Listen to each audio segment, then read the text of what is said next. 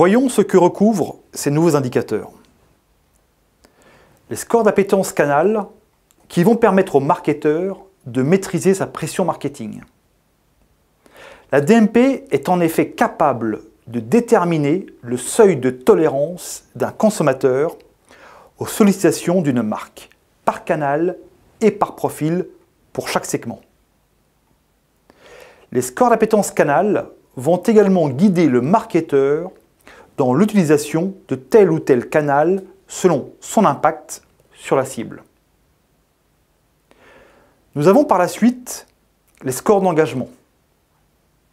La réconciliation des données CRM et online, nous l'avons vu, permet d'avoir une vision claire des comportements des utilisateurs.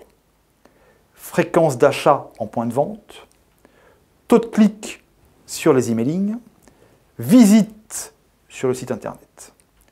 Et peut donc proposer à l'annonceur un classement précis des clients selon leur engagement vis-à-vis de la marque.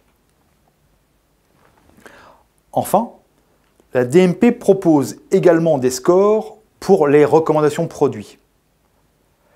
L'analyse de millions de données par la DMP permet de mettre en évidence des profils identiques, des similarités qui vont inciter le marketeur à suggérer à un profil A' des produits qui auront plu à un profil A.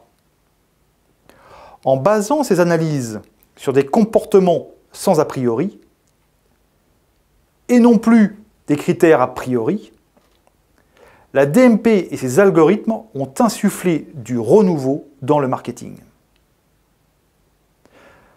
Dans un second temps, les indicateurs de suivi de performance ont eux aussi évolué.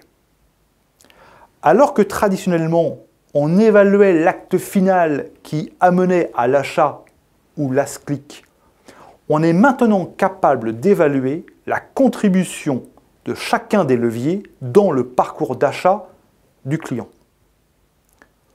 On peut même pousser l'exploitation de ces indicateurs encore plus loin et établir le cheminement idéal pour obtenir un acte d'achat.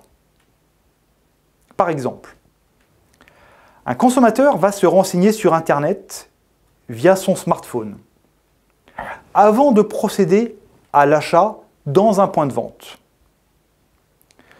D'autres vont cliquer sur une bannière publicitaire et acheter en ligne. Mais de la première exposition au produit jusqu'à la conversion finale, quel a été le levier qui a le plus contribué à atteindre l'objectif? C'est désormais dans cette dynamique globale de parcours client que les marketeurs doivent se positionner. Déterminer quel jalon marketing mettre sur la route du client pour assurer la conversion et définir un parcours idéal selon son profil. Comment? Dans sa volonté de proposer aux marketeurs une vision client à 360, la DMP s'est attachée à l'omnicanal. Une interconnexion, un croisement d'informations qui permet de mesurer l'impact de chaque levier, email, médias, call center, sur un profil de consommateur. Et c'est à partir de ces analyses que l'annonceur pourra imaginer un tunnel de conversion adapté aux préférences de l'utilisateur. Une individualisation qui met le consommateur au cœur d'une conversation fluide et permet au marketeur de rassembler son effort budgétaire dans des actions parfaitement ciblées. Merci de votre attention.